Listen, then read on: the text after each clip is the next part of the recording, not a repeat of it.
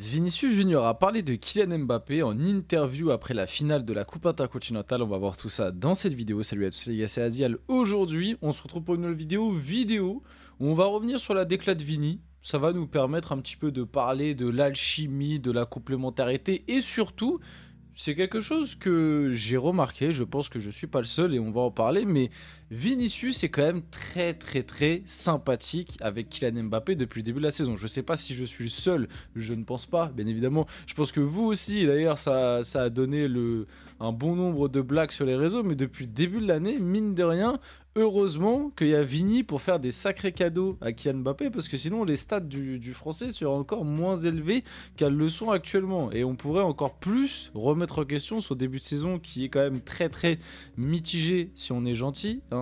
Je suis pas dans le train de ceux qui sont en train de changer de veste et de dire en fait son début de saison il est pas si mal parce qu'il a quand même marqué contre Pachuca. Donc comme il a marqué contre Pachuca, les mecs ça va les gars. C'est vrai que le Real Madrid a sûrement dû recruter Mbappé en lui proposant le meilleur salaire de l'histoire du Real pour marquer face à Pachuca. Mais bref, ça c'est un autre débat. Non mais parler un petit peu de l'alchimie entre les deux, parler du Real, tout simplement quoi. Revenir sur l'interview, vous connaissez, ça va permettre un petit peu de discuter de tout ça, des positions aussi, parce que pendant un moment on a cru que Mbappé allait récupérer le côté gauche. Au final, depuis que Vini est revenu là ces derniers temps, Vini a retrouvé le côté gauche. Donc je ne sais pas, il y a plein de choses à dire. On va y aller directement. Avant que la vidéo commence, n'hésitez pas à liker, commenter, partager et vous abonner. Ça fait toujours plaisir, c'est ça qui aide le développement de la chaîne. Comme d'habitude, je remercie bien évidemment tous ceux qui le font. Vous êtes les boss. Voilà, je vous vois, tous ceux qui commentent et tout. Vous êtes les boss. Merci beaucoup du soutien. Et puis nous, on va y aller directement. Donc, Vinicius Junior, à propos de Kylian Mbappé. Je suis un grand fan de lui, je lui ai envoyé beaucoup de messages car j'ai toujours rêvé de jouer avec lui, et en vrai, moi je trouve que ça se voit un peu. Je trouve que du côté de Vini, envers Mbappé, il y a une forme un peu de respect, Alors, il a ça envers tous ses coéquipiers. Vinicius, globalement, c'est très rare que j'ai vu Vinicius manquer de respect à un de ses coéquipiers ou quoi, ou alors prendre ses coéquipiers de haut. C'est plus avec ses adversaires qu'il a ce style de comportement, ou alors ce style de truc. Mais plus particulièrement avec Mbappé, bon déjà on était conscient, déjà à l'époque on se rappelle quand Mbappé était encore au PSG, on avait déjà vu les likes, les retweets etc. de Vinicius qui envoyait des petits messages cachés pour dire à Mbappé de venir du côté du Real. Donc ça on n'est pas surpris, on le savait déjà, mais ça rejoint du coup un peu le truc qu'on a tous remarqué, ou en tout cas la plupart, et que je disais en intro de vidéo, c'est que Vinicius est quand même très sympathique avec Mbappé depuis le début de la saison, parce que j'en reviens à ce que je disais la dernière fois. Est-ce que tu échanges les deux, les deux dans leur situation, que ce soit sur le terrain mais en dehors du terrain? Est-ce que Mbappé est aussi sympathique que ça avec Vinicius? J'ai vraiment grandement du mal à y croire, surtout qu'on a pour exemple très récemment l'équipe de France ou le PSG, où dès qu'un joueur, même un joueur important, même un joueur qui a été proche de Mbappé était un petit peu plus dans le dur, Mbappé n'hésitait pas à l'assassiner. On peut prendre avec l'équipe de France l'exemple de Griezmann, On se rappelle lors du dernier Euro où Griezmann était un petit peu plus en difficulté. Bon, Mbappé, il est allé aux conférences de presse pour l'assassiner plutôt que de le soutenir. Il a dit c'est vrai que Griezmann, il est moins bon en ce moment, mais il a quand même fait beaucoup pour la France. On devrait pas trop le critiquer, mais c'est vrai qu'en ce moment, il pue la merde. Voilà. Concrètement, c'était ça la défense de Mbappé. Et puis avec le PSG, bon, je vais pas ressortir toutes ces déclats, mais le bien manger, bien dormir, tout ça, voilà, c'est des petits pics envoyés indirectement envers des joueurs qui étaient en difficulté, un petit peu plus en difficulté à cette époque, comme Neymar, comme Verratti, etc. Bref, vous avez compris. Donc Mbappé, ça a jamais été quelqu'un de très tendre quand lui allait bien et que ses coéquipiers n'allaient pas bien. Donc il peut s'estimer heureux d'être arrivé dans un vestiaire du Real Madrid qui est quand même très conciliant. Parce qu'au final, bon, il y a eu des petites bisbilles, des petites polémiques, et enfin, je pense qu'il y en aura toujours dans un vestiaire où il y a Mbappé, parce qu'on a l'impression qu'il attire ça. Au bout d'un moment, il faut se poser des questions. Pourquoi c'est toujours les vestiaires ou les équipes où il y a Kylian Mbappé qui a des polémiques? C'est quand même bizarre. Le mec doit pas avoir de chance, je pense. Je pense qu'Mbappé, le pauvre, il doit être maudit, il doit pas avoir de chance. C'est toujours autour de lui qu'il y a des polémiques, c'est quand même bizarre. Non mais plus sérieusement, il a quand même de la chance d'être arrivé dans un vestiaire où, pour le moment, on est quand même très très gentil avec lui. On est quand même très très sympathique. Et comme certains l'ont déjà relevé, le vestiaire du Real Madrid il y a quelques années, je pense que Mbappé se serait peut-être fait un petit peu plus remonter les bretelles par certains. Tu vois ce que je veux dire?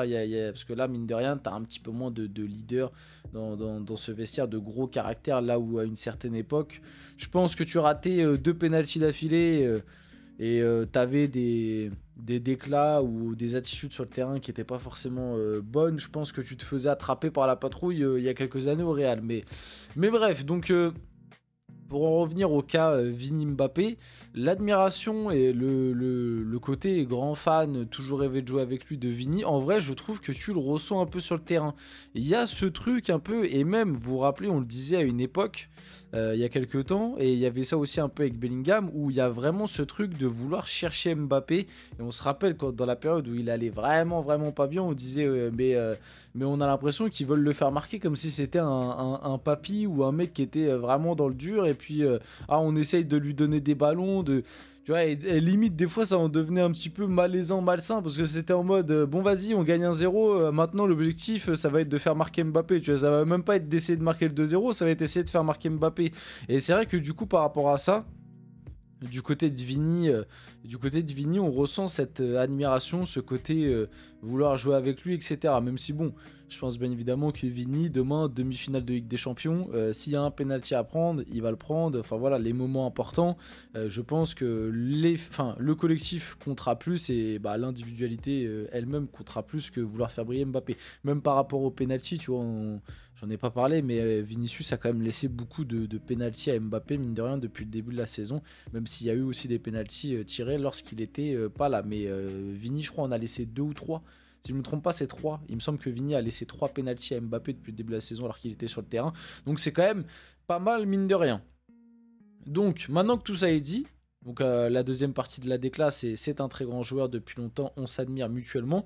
Sur le on s'admire mutuellement, Vini, à ta place, j'essaierai de mesurer ses propos parce que lors de l'interview donnée à Click, Mbappé, quand Mouloud Achour lui a dit ouais, qui t'impressionne du côté du Real, il a quand même dit non, personne m'impressionne, c'est juste que je dois m'habituer. L'air de dire non, mais personne n'est plus fort que moi dans cette équipe. Tu vois, c'était un petit peu ça le sentiment. Enfin bref. Et comme ça en revient à ce que je disais juste avant, est-ce que t'inverses les rôles? Est-ce qu'Mbappé serait aussi sympathique avec Vinicius? J'ai vraiment beaucoup de mal à y croire. Mais bon, ça, on n'est que dans la spéculation. Maintenant, pour en revenir à leur alchimie, ce qui se passe. Bon, mine de rien, j'avais peur que Vini se retrouve à jouer neuf et Mbappé, du coup, reprenne le côté gauche. Bon, finalement, c'est pas le chemin que ça a l'air de prendre. On a eu cette petite peur au retour de trêve où Mbappé a retrouvé le côté gauche. Je pense que l'absence de Vinicius et le fait qu'Mbappé ait été à gauche pendant l'absence de Vinicius et qu'il ait été mauvais, exactement pareil que lorsqu'il était en pointe, je pense que ça n'a pas joué en sa faveur, parce que moi je suis persuadé que dans sa tête, il aimerait bien retrouver le côté gauche quand même, le bon vieux Kicks. Maintenant, du coup, Vini a l'air de plutôt retrouver ce côté gauche. Bon, moi, mon avis, c'est que il y a toujours, je trouve, un manque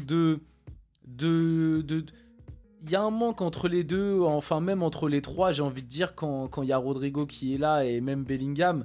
C'est un peu mieux qu'au début de saison, si on doit être honnête. Ils arrivent quand même à un peu plus se trouver, ça redouble un peu plus les passes, ça fait un petit peu moins les crevards, et notamment, comme j'ai dit, Vinicius, qui t'as vraiment l'impression qu'il a envie de faire marquer Mbappé, peut-être pas aussi réciproque dans le sens inverse, mais voilà, tu sens que ça se cherche un peu plus, mine de rien, ça progresse un peu la relation entre les deux, les trois, les quatre, et c'est un peu mieux qu'au mois de septembre ou au mois d'octobre. Maintenant, je trouve que c'est pas encore hyper naturel, quoi. C'est-à-dire que t'as encore ce truc à des moments de... dès qu'il y en a un des trois ou un des quatre qui est touché dans les 20-30 derniers mètres, ça a du mal à dédoubler, à faire des passes, à faire des actions, à jouer ensemble. Très souvent, ça va juste être je fixe, je dribble, je fais un centre, je fais une passe, ou alors je fais un tir. Donc voilà, juste par rapport à ça. Et puis je pense qu'on a fait le tour sur le cas Mbappé-Vinicius. D'ailleurs, Vinicius qui a été élu homme du match après sa finale face à Pachuca, mérité, il a été très bon. Il a été très bon lors de cette finale, même si bon, moi comme je vous l'ai dit, je trouve qu'en face il n'y avait pas grand chose. D'ailleurs, il y a une petite stat qui est sortie. Bon, alors celle-là, elle est... Ça, tu vois, c'est de la stat. C'est pas les stats d'Mbappé toutes pourries où on nous dit ah mais regardez, au final il est pas nul, il a quand même mis 13 buts en 23 matchs avec 4 pénaltys. Waouh. Waouh, le meilleur joueur du monde. Bref, donc les 12 finales jouées par Vinicius avec le Real Madrid, il y a eu 8 buts, 6 passes D. Voilà, donc le mec en 12 finales, il a été décisif 14 fois. Si je sais compter, ouais, 14 fois. Bah, c'est solide, hein. Vinicius qui renforce, qui vraiment solidifie son statut de meilleur joueur ou de l'un des meilleurs joueurs du monde à l'heure actuelle. On finit la vidéo là-dessus, j'espère que cette vidéo vous a plu, si c'est le cas n'hésitez pas à la liker, commenter, partager, vous abonner. Les gars, c'était Azial, on se retrouve très rapidement pour une prochaine vidéo.